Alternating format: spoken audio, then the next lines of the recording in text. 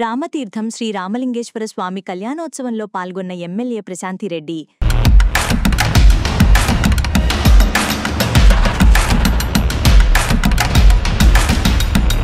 రామతీర్థం ఆలయాన్ని ధార్మిక పర్యాటక కేంద్రంగా అభివృద్ధి చేస్తానన్నారు కోవూరు ఎమ్మెల్యే వేమిరెడ్డి ప్రశాంతిరెడ్డి. నెల్లూరు జిల్లా కోవూరు నియోజకవర్గం విడవలూరు మండలం శ్రీ కామాక్షి సమేత రామలింగేశ్వర స్వామి కళ్యాణోత్సవంలో పాల్గొనేందుకు రామతీర్థం గ్రామానికి విచ్చేసిన ఎమ్మెల్యే ప్రశాంతిరెడ్డికి ఆలయ అర్చకులు పూర్ణకుంభంతో స్వాగతం పలికారు. పార్వతీ పరమేశ్వర్లను దర్శించుకుని ఆమె ప్రత్యేక పూజలు చేశారు.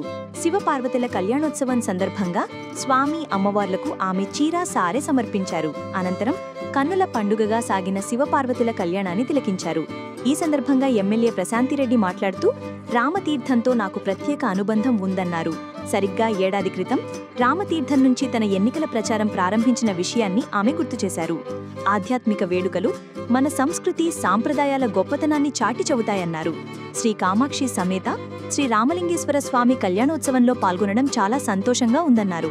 ఈ సందర్భంగా శ్రీ రామలింగేశ్వర స్వామి ఆలయ అభివృద్ధికి కృషి చేస్తానన్నారు.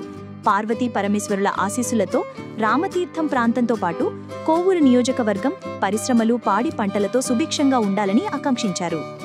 ఈ కార్యక్రమంలో ఆలయ చైర్మన్ సురేష్, విడవలూరు మండల టీడీపీ అధ్యక్షులు శ్రీహరిరెడ్డి, టీడీపీ నాయకులు బెజవాడ వంశీకృష్ణరెడ్డి, కోడూరు కమలాకర్ రెడ్డి, అడపాల శ్రీధర్ రెడ్డి, పూండ్ల అచ్యుట్ రెడ్డి, ఆలయ కమిటీ సభ్యులు తదితరులు పాల్గొన్నారు.